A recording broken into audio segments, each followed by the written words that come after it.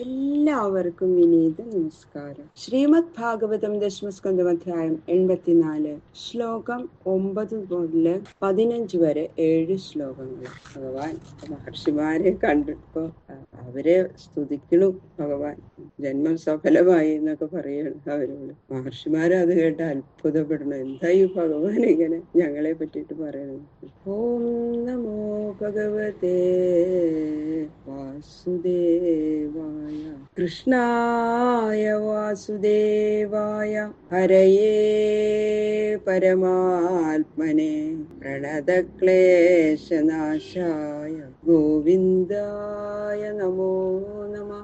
കോമളം കൂജയൻ വേണും ശ്യാമളോയം കുമാരക വേദവേദ്യം പരം ബ്രഹ്മ ഭാസതാം പുരതോ മമ. ഓം നമോ ഭഗവതേ വാസുദേവായ. ഓം നമോ ഭഗവതേ വാസുദേവായ. ഓം നമോ ഭഗവതേ സുദേവായ. ശ്ലോകം 9. ശ്രീ ഭഗവാൻ ഉവാച. അഹോ വയം ജന്മഭൃതോ ലബ്ധം കാർഷ്ണേന തൽഫലം ദേവാനാമപി ദുഷ്പ്രാപം യത് യോഗേശ്വര ദർശനം. ഭഗവാൻ പറയണു, ഇപ്പോ ഞങ്ങളുടെ ജന്മം സഫലമായി. ഇപ്പൊ ഞങ്ങള് ജന്മം എടുത്തവര് എന്ന് പറയാം. അതായത് ഞങ്ങളെടുത്ത ജന്മത്തിന്റെ ഫലം തികച്ചും ഇപ്പൊ ഞങ്ങൾക്ക് സിദ്ധിച്ചു. കാരണം ദേവന്മാർക്ക് കൂടി കാണാൻ പ്രയാസമുള്ള യോഗേശ്വരന്മാരായ ഭഗവാന്മാരുടെ ദർശനം ഞങ്ങൾക്ക് സിദ്ധിച്ചുവല്ലോ. ഞങ്ങളുടെ ഭാഗ്യം. കിം സ്വൽപതപസാം നൃണാം അർച്ചായാം ദേവചക്ഷുഷാം ദർശന സ്പർശന പ്രശ്ന പാദാർച്ചനാദികം. പ്രതിമകളിലൊക്കെ ദേവതാബുദ്ധിയോടുകൂടി തീർത്ഥ സ്നാനാദികളൊക്കെ നടത്തി അല്പം തപസ് ചെയ്തുകൊണ്ടിരിക്കുന്ന മനുഷ്യർക്ക് നിങ്ങളെ കാണാനും തൊടാനും കുശലപ്രശ്നം ചെയ്യാനും നമസ്കരിക്കാനും പാദപൂജ ചെയ്യാനും മറ്റും സാധിക്കില്ല. മഹാപുണ്യം ചെയ്യാത്തവർക്ക് സാധിക്കില്ല നിങ്ങളെ കാണാനും തൊടാനോ കുശലപ്രശ്നം ചെയ്യാനോ ഒന്നും.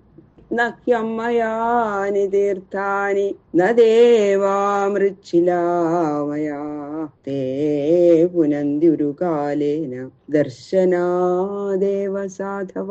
പ്രതിമാദികൾക്കും സ്വൽപ്പഫലം എന്ന മുമ്പ് പറഞ്ഞതിന് കാരണസഹിതം 3 ശ്ലോകങ്ങൾ കൊണ്ട് വിസ്തരിക്കുകയാണ്. ജലമയങ്ങള് തീർത്ഥങ്ങള് തന്നെ. മണ്ണ്, കല്ല് മുതലായവ കൊണ്ട് നിർമ്മിച്ച പ്രതിമകളോ അവര് ദേവന്മാര്.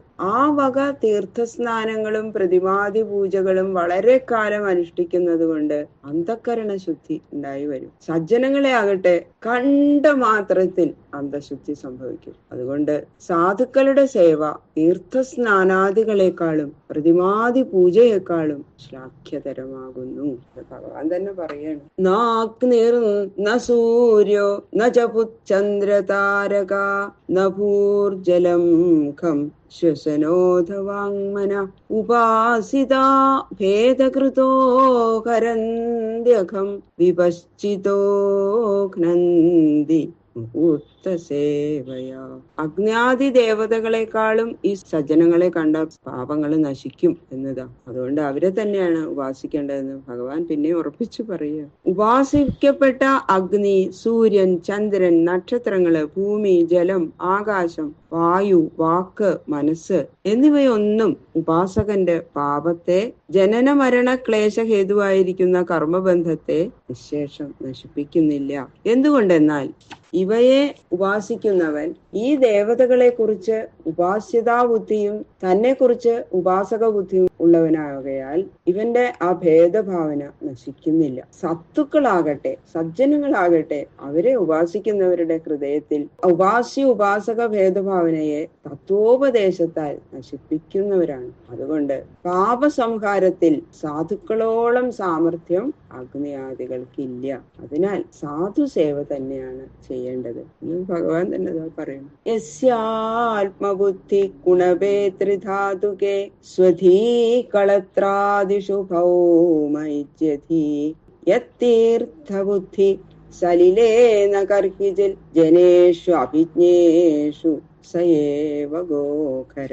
വാതപിത്ത ശ്ലേഷ്മങ്ങളാകുന്ന 3 ധാതുക്കളെ ആശ്രയിച്ചു നിൽക്കുന്ന ജഡമായ ശരീരത്തെ ഏതൊരുവൻ ആത്മാവെന്നും ഭാര്യാപുത്രാദി ശരീരങ്ങളെ തന്റെ സംബന്ധികളെന്നും ഭൂമ്യാദി വികാരങ്ങളായ പ്രതിമാദികളിൽ ദേവത എന്നും ജലത്തിൽ തീർത്ഥമെന്നും ഉറച്ചിരിക്കുന്നുവോ, ആത്മജ്ഞാനികളായ ജനങ്ങളെക്കുറിച്ച് അഭേദമായ പരിശുദ്ധ ഭാവനയില്ലാതെ ഇരിക്കുന്നുവോ, അവൻ മനുഷ്യവർഗത്തിൽ ഉൾപ്പെട്ടവനല്ല.